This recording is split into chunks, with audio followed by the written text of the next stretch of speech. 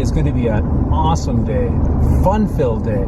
I started out the morning at below sea level, about 282 feet below sea level, and now I'm on the way to the high country within Death Valley National Park.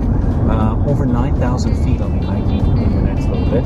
So that's where I'm heading now, and all the good stuff in between. So on the same day, I will be hiking at minus 282 and at plus 9,000. That's a good day. Crazy drive.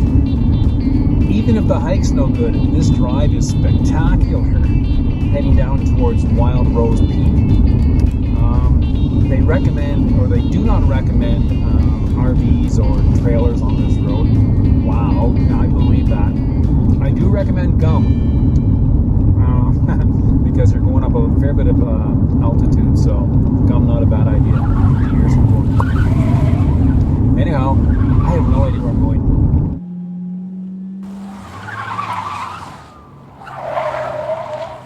It was a white-knuckle, both hands on the steering wheel kind of drive. I wanted all my attention on the road. This is a bonus. I came here to hike the Wild Rose Peak, and I found these charcoal kilns here. They were built by the miners here to make charcoal from the pine forests. Yes, there are forests here. The first trees I've seen in quite some time. Anyway, let's have a look and see what they look like. Wow. Quite amazing.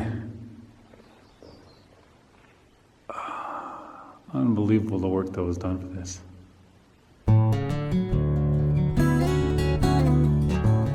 I'm just starting to hike the Wild Rose Trail to Wild Rose Mountain. It's a little over 9,000 feet altitude. So if I get to the top of this peak, I will have gained close to 10,000 feet today. Unfortunately, I got here a little late. It says it's 4.2 miles to the peak, which means I should have a turnaround of about 3 hours. We'll see how that goes, if I want to get up before dark. One thing I found interesting when you're hiking the high desert compared to hiking back east in New Hampshire and New York was when you got to about 4,000 feet in the east, the trees began to disappear. When you get to about 6,000 feet here, the trees began to grow. Here you get these pine trees coexisting with cactuses. I like that. That's pretty cool. Or is it a cacti? Another thing of note. Does cauliflower give you gas?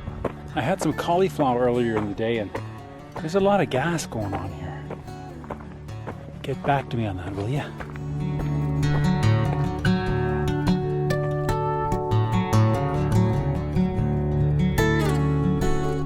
When I was approaching 9,000 feet in elevation, it seemed to be approaching a natural tree line.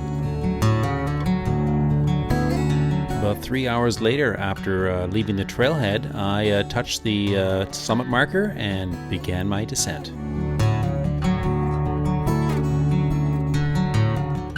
Before my descent, however, I did pause to look around, and I was able to see some 9,000 vertical feet below me, the Badwater Basin, which I stood on about 8 hours before.